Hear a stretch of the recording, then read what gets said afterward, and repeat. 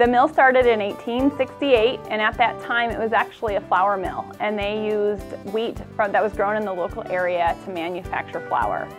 They used strictly hydroelectric power that was generated from the Poudre River that runs directly behind the mill. About 100 years later, the Bixler family, along with a group of investors, purchased the mill, and at that time it was actually called Colorado Milling and Elevator Company, and they had a brand of feed called Ranchway. They changed the name of the company to Ranchway Feeds, and that became the brand and the company name. For almost 50 years now, the Bixler family has continued to own Ranchway Feeds, and today Bonnie Zeiden and her husband Kim, and along with Bonnie's brother Joe, are the owners, and they are here daily managing and making decisions for the company. So one of the things that really sets Ranchway apart from our competition is our niche market is specializing in customized feeds. We can make a custom feed for anybody, and we maintain thousands of formulas for that reason. Our incoming ingredients come from several different locations. We buy as many things as we can locally, such as corn, barley, wheat midds, and millet. We also bring in sunflower meal from North Dakota. We bring in cottonseed meal from Texas, and we bring in oats by the rail car from Canada. On the organic side, we have to bring ingredients in from further reaches because there's not as many locally grown organic feedstuffs. To flake grains, we have to put it through a flaking machine where the grains get heated to about 180 degrees with steam to help break down the exterior kernel of the seed. And then it is rolled on a set of rollers that has crimps in it, and that helps fracture and break apart the external part of that seed to expose really the protein and the starch component that it has available. Or we can take those grains and we can put them through the hammer mill. The hammer mill has a set of screens that we can change out and alter the particle size. Alternatively, if we want corn, for example, to be in more of a chopped size or in larger chunks, then instead of putting it through the hammer mill, we'll put it through the roller mill, which cracks the seed and exposes the nutrients for the animal.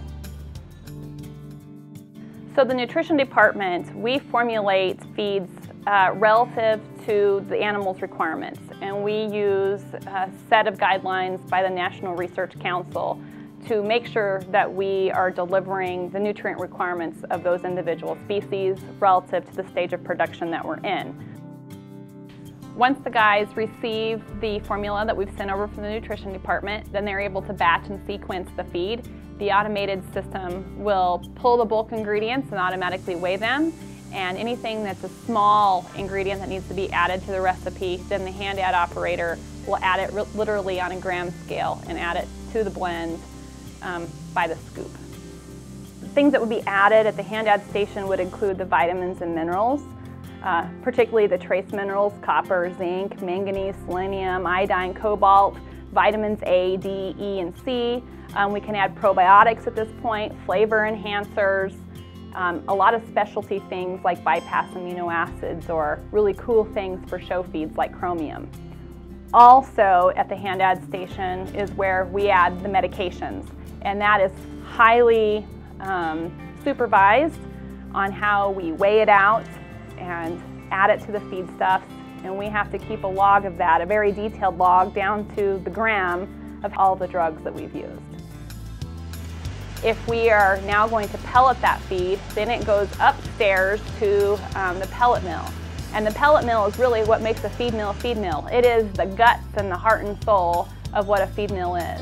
The batched feed or the mixed feed that was made below in the mixers is moved up to a holding bin.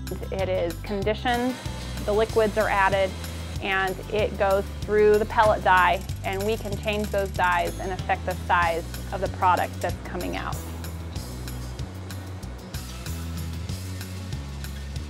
So once the pellets are cooled off and cleaned, then they can go 3 different directions. They can either go straight to the packaging line, they can be shipped to a bulk customer, or they can be used as the base pellet that carries the protein, vitamins, and minerals in a textured feed. The high side is a very unique part of Ranchway. It's the most antiquated, and it is not automated or computerized. And on that side of the mill, we make our textured feeds, which is where we blend flake corn, oats, barley, with molasses and the pellet to make beautiful textured blends for calf feeds. Feeds can either leave the plant, either on bulk semi-trucks, or we can take it to the packaging line. At the packaging line, there is a robot that is fully automated and helps fill the bags and sew them shut and put the tags on it. The palletizing process is also fully automated, and the bags get stacked on the pallets and then moved into the warehouse. We have 4 warehouses. One warehouse is just for pet food and specialty cat foods, and the other 3 warehouses all maintain a variety of different feeds that can then be shipped out to our dealers. Even though the mill is almost 150 years old and looks very antique from the outside, it's actually very modernized on the inside and run almost completely automated by robots and a computer system.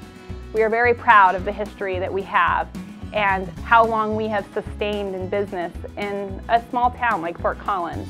But we are also very proud of how we continually strive to bring modern, new technology that's on the cusp of nutrition, knowledge, and expertise to our customers.